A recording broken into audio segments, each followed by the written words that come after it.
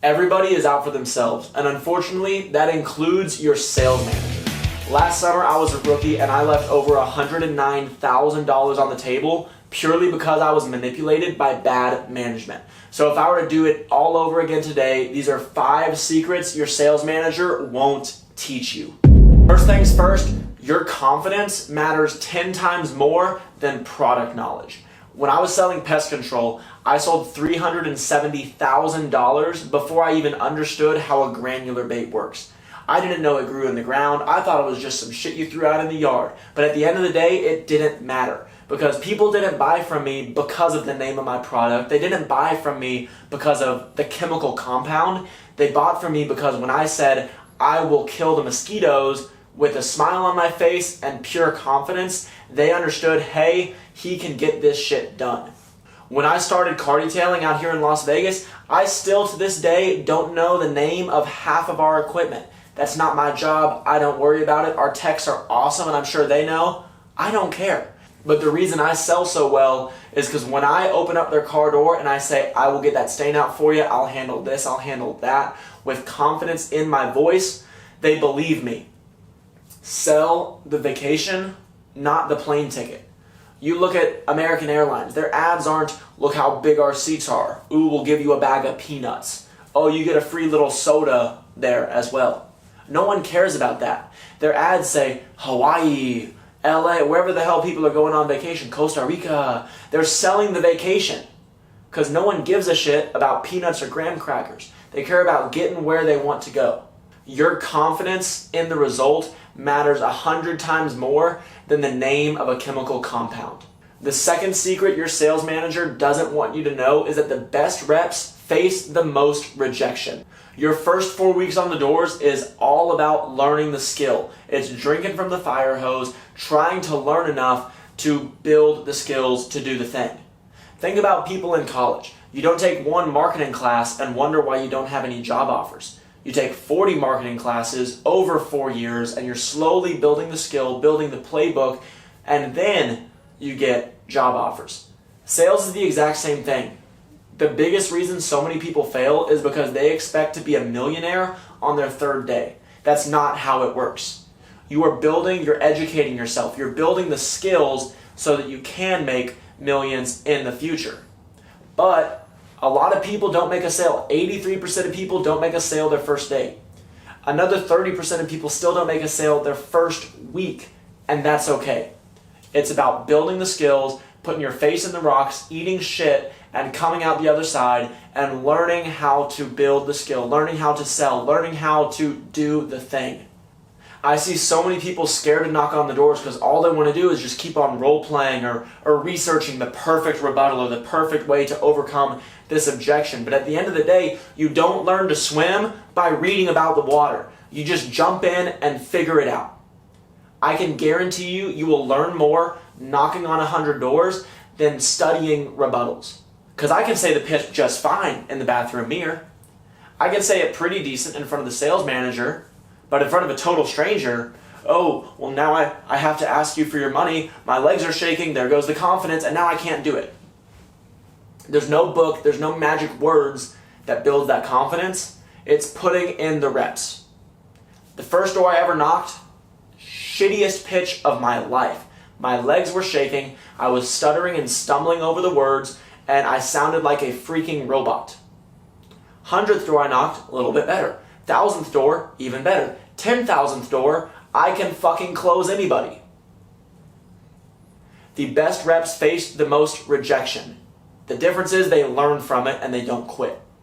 The third secret I wish my sales manager would have told me is that burnout is all mental. There came a point, every sales rep hits this about the 2-month mark, is what I've learned. I call it the 2-month lull, where you've built the skills and now it's just you have to do the same thing over and over and over and over and over and over without changing it, without losing your motivation, without losing your energy. And honestly, most of my reps have their worst month their 3rd month in. One of my reps recently, he put up $68,000 his first month ever being out here, but only made 8 sales in his 3rd month.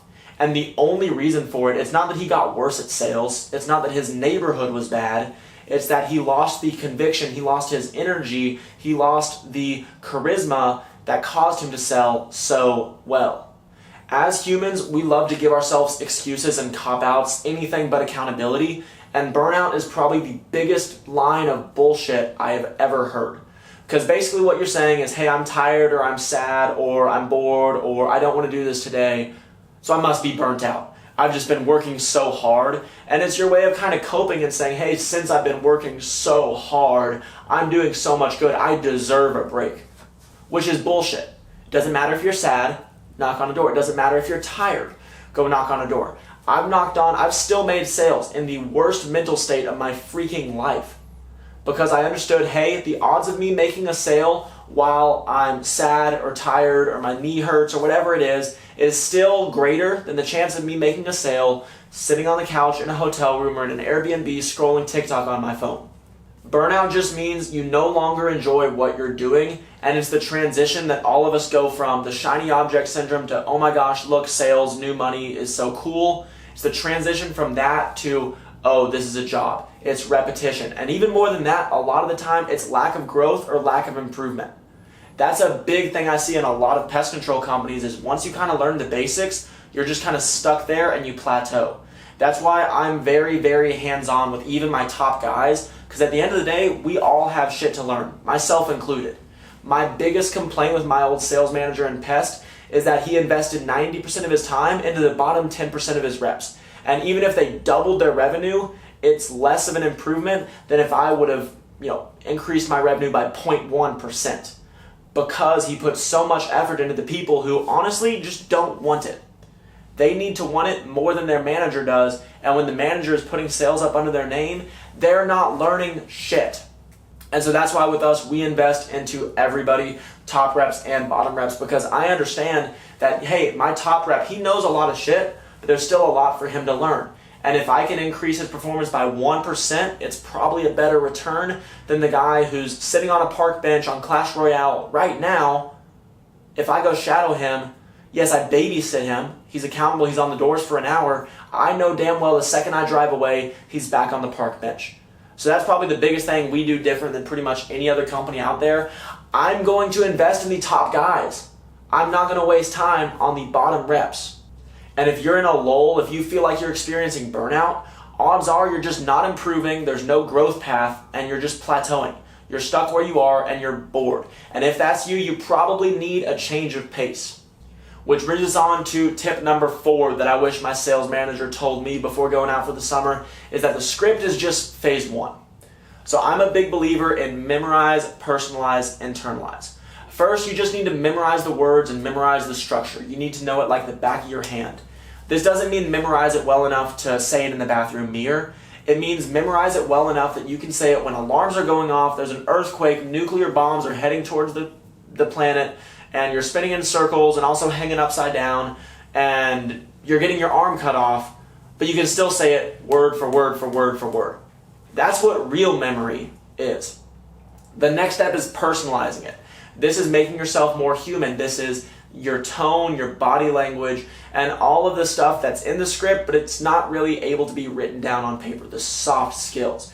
It's walking away from the client so that they follow you. It's moving up tone on a question, but also ending on a down tone when you want to end with confidence. All the little soft skills in there is phase 2, but phase 3 is being able to continue to do all of that shit. It's internalizing and having a good time on the doors without getting fucking bored. One of my sales reps, Jaden, is a goat at this because when I'm pod knocking with him or shadowing with him, he is always having a good time. He's dancing on the doors. He's getting jiggy with it. He's racing kids on his Segway with their electric scooters, and he's just loving his life. And he's putting up some fucking numbers. And that's the exact same principle here. The script is just the beginning. Everybody focuses on it because it's tangible, it's right in front of you.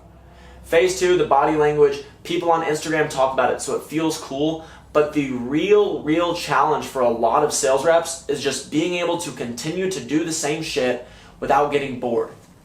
One of my reps, like I said, put up $68,000 his first month, only made 8 sales his last month. And the only reason, in my opinion, is because his energy was shit. He went from, this is new, charisma, and I'm fun to be around, and I'm having fun, and this is new, to, hey, you probably saw my trucks, I'm a zombie, I'm a robot, I work for big corporate XYZ, and I want to myself.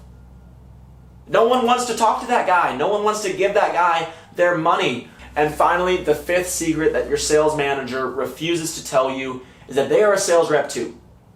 As sales reps, our job is to manipulate people to do something that serves us the best. You are manipulating your homeboy. That Chipotle is the move over Panera. You're manipulating girls to like you. You're manipulating customers to give you their money. These people are manipulating you to come work for them because it benefits their financial. Now, obviously, yes, I make money off my reps. Managers make money off their reps. That's how management works. The CEO at McDonald's makes money off the fry cooks. Duh. But they're not going to be unbiased with you. They are going to tell you what you need to believe that makes them the most money. Sales is politics. That's been a really, really tough lesson for me to swallow the last couple months. That sales is all about politics. It's about not pissing off this person. It's about kissing this person's ass. It's about making sure that people are doing things, they like me, and they're giving money to me, which sucks. And I genuinely believe that I have the best offer, the best opportunity for any young sales rep out there. But I know just from this video alone, I'm going to get clumped in with these shitty sales managers who are just feeding you a load of bullshit because it benefits their pockets. But let's break this down all the way to the fundamentals. So manipulation is just acting in a way that gets somebody else to act in a way that you want them to, right? It could be good, it could be bad. The only difference between manipulation and deception is intent. When I'm on someone's door, I'm manipulating them into, hey, look how good a deal this is. For only this much money, you can get this value. You can get this return. Your car looks good, your mosquitoes are gone, whatever the hell it is. So the same way, I'm manipulating my sales reps by telling them, hey, this is the best opportunity because our average contract value is triple what pest control is. This is the best opportunity because we're growing faster than any of these big corporate. You'll actually be able to be number 2 on the totem pole and not 3,000 on the pyramid. I'm manipulating my team by telling them, hey, here's the outcome, here's the potential outcome, and in exchange, I want you to work for me, build the empire so that when you're number 2 on the pyramid, we're not a tiny fucking triangle, we're the fucking Pyramid of Gaza or whatever the hell it's called out in Egypt. Because I want to build some big shit, and that requires people to do big things. But all the way down to its core, as salespeople, our job is to create an offer so good that people can't say no to it. When I go up to a stranger's doorstep and I say, hey, I'll clean your car, they're like, who cares? I'll clean your car and trunk and engine bay and this, and I'll warranty all my work, and I'll come back for free, and I do blah, blah, blah, blah, and I do boom, and whatever the hell else is in the package, and I'll do it for cheaper, and if you can send me a friend, I'll do it even cheaper than that, and leave me a Google review, I'll do it even cheaper than that. I'm crafting a beautiful Grand Slam offer that no one in their right mind can say no to. But on the flip side, I'm doing the exact same thing to all of my reps. Like I was saying, infinite growth path, have actual, own an office, not branch equity or LTIP or some bullshit like EcoShield. I'm talking about franchising your own location. I'm talking about growing, building the skills, training, not even under my team, but under me directly. That's the glory of a small business, is you're able to train with the head honcho one-on-one. In 5 years, that's probably not going to be the case. In 2 years, probably not going to be the case. But at least for now, I'm encouraging everybody I can to take advantage of this offer. I'm crafting this beautiful offer that for you guys at home, if you want to make some money, hit me up, 817-600-0337. We are still taking applications while spots are available. So text me to apply right now. I think this is the best offer that any sales manager can give you. But at the same time, there's going to be crappy salesmen. Yeah, so I mean, with that being said, sorry. With crappy salesmen, there's going to be crappy leaders. There's going to be guys who go out and just scam. There's going to be guys who tell Instagram that they sold $1 million even though they only had 200,000 active. And those people are going to manipulate a lot of people. They're going to deceive a lot of people. At the end of the day, I'm a big believer that good people do good things, bad people do bad things. So if you're scamming on the doors, what's to stop you from holding everybody's back ends? You've heard the stories of, actually, I don't know if I can say the names, Hogs and Aptiva and all these other companies withholding back ends, and then you look at the people who are doing it, and you almost just aren't even surprised. Yeah, that checks out. I was talking to a rep last summer who didn't even sign a direct seller's agreement because the manager said, oh, no, don't worry, I'll pay you. You don't have to sign it. What are we doing? Scummy leaders are going to fuck you over. Good leaders are going to make you a lot of money. So my number one piece of advice for anyone who's either on the doors or thinking about getting in the doors, just double check who's around you, double check your leadership, your management, and see if it makes sense for you to be there. Rich people always question everything. When I questioned my pest manager, he gave me a load of bullshit, and I was gone the next week. When my reps question me, I understand that I'm still learning as well. They're still learning. There's stuff that I can improve every single day. And sometimes I'm wrong. Sometimes there might be a better offer. There might be good managers out there. But I'm saying stay away from the bad ones and just be aware, understand your surroundings, and understand that your manager, myself included, I'm telling you something that benefits me. Your sales manager telling you, oh, eco shit's the only way to go, benefits him. Because the longer you stay there, the longer you're making money for him, the longer he's making money for his boss, and so on and so on. Sales is politics. It sucks, but it's true. And so at the end of the day, if everybody else is out for themselves, you should be too. If you're interested in triple the contract value of pest control and training directly under me and my team, hit me up, 817-600-0337. If your lips are too tightly puckered to your manager's ass though, totally cool, have fun.